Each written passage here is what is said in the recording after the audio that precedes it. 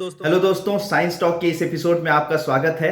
और इस वक्त एक बहुत ही अच्छी न्यूज़ के साथ मैं आया हुआ हूं और कहते हैं कि अच्छी न्यूज़ कहीं से भी मिले उसे ले लेनी चाहिए। तो इस वक्त जो न्यूज़ आ रही है वो मार्स से आ रही है। मार्स पे नासा का एक रोवर है परसेवरेंस भेजा गया है, जिसके बारे में मैं पहले भी बात कर चुका हूं। तो उसके अंदर अटैच किया गया था इंजेन्युइटी नाम का एक हेलीकॉप्टर, एक छोटा सा हेलीकॉप्टर, टेस्ट हेलीकॉप्टर है। 1.8 किलोग्राम उसका वेट है। तो उसे उसके साथ अटैच किया गया था। तो पहली बार मार्स पर या किसी भी प्लैनेट पर कोई हेलीकॉप्टर को लैंड करा दिया गया है, यानी कि परसेवरेंस जो रोवर था उसके अंदर से इंजेन्युइटी जो हेलीकॉप्टर है वो बाहर आ गया है और वहां पर उड़ान भरने के लिए तैयार है। अब उसके सामने बहुत सारे चैलेंजेस थे और अभी आगे भी हैं। पहला तो चैलेंज ये था कि वहां पर -90 डिग्री सेल्सियस टेम्परेचर रात में हो जाता है। तो सबसे मुश्किल वक्त था उसका पिछली रात का बीतना, जिसमें कि एक बहुत ही ज़्यादा कम टेम्परेचर पर यह माना जा रहा था कि उसके जो भी इंस्ट्रूमेंट्स हैं या उसकी जो बैटरीज हैं वो डैमेज हो सकती हैं या काम नहीं मतलब ख़राब हो सकती हैं। तो एक वो शक था। तो किसी तरीके से उसने एक रात पूरी -90 डिग्री सेल्सियस पर बिता दी है। तो वो उसमें पूरी तरीके से सक्सेसफुल हुआ। तो पहली बात तो वो आसानी से लैंड कर गया, आसानी से परसेवरेंस रोवर से बाहर आ गया। दूसरी, उसने एक रात, कंप्लीट रात एक्सट्रीम कोल्ड कंडीशन में बिता ली है।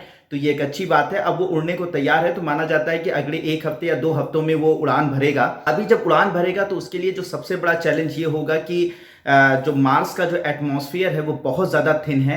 मतलब अगर माना जाए तो हमारी अर्थ का जो एटमॉस्फेयर है उससे अप्रॉक्सीमेटली 1% डेंसिटी है उसके एटमॉस्फेयर की। तो बहुत ही थिन एटमॉस्फेयर है। उस एटमॉस्फेयर में उड़ान भरना एक बहुत बड़ा चैलेंज होगा। और हमें ये नहीं पता कि वहाँ के एटमॉस्फेयर में जहाँ पर कार्बन डाइऑक्साइड सबसे ज़्यादा कॉन्सेंट्रेशन में है वहाँ पर ये जो हेलीकॉप्टर होगा वो कैसे बिहेव करेगा, ये अभी हमें अंदाज़ा लगाना थोड़ा मुश्किल है।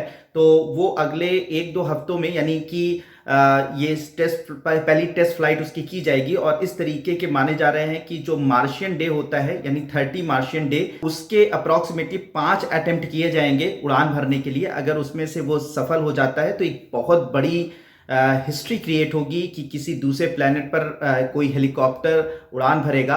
और साथ ही साथ अगर ऐसा हो जाता है तो फ्यूचर में हम कुछ ऐसे हेलीकॉप्टर्स को भेज सकते हैं जिनके अंदर कुछ इंस्ट्रूमेंट्स लगा होगा, जिससे कि वहाँ की सरफेस के बारे में, वहाँ के एटमॉस्फेयर के बारे में ज़्यादा से ज़्यादा स्टडी की जा सकती है और बहुत करीब से स्टडी की जा सकती है। ये फ़ायदा होगा फ्यूचर के लिए। लेकिन अभी तो सिर्फ यही चैलेंज है कि वो उड़ान भर दे। एक चीज़ इसके सपोर्ट में ये है कि जो वहाँ का ग्रेविटी है, मार्स की ग्रेविटी अर्थ की ग्रेविटी से 1/3 है। तो ऐसी कंडीशन में बहुत ज़्यादा एनर्जी की ज़रूरत नहीं होगी। जितनी एनर्जी यहाँ के हेलीकॉप्टर को उड़ान भरने के लिए होती है उतनी एनर्जी की ज़रूरत नहीं होगी, यानी थोड़ी सी एनर्जी में ही वो वहाँ पर उड़ान भर सकते। तो ये एक छोटा सा हेलीकॉप्टर है जो कि अगर टेस्ट फ्लाइट अगर इसकी सक्सेसफुल हो जाती है तो हम लोग जैसा कि एक्सपेक्ट कर रहे हैं कि 2031 तक ह्यूमन मार्स मिशन को लॉन्च किया जाएगा, या वहाँ पर जाकर बसने की जो प्लानिंग चल रही है उस पर काफ़ी बड़ा सपोर्ट हमें मिलेगा।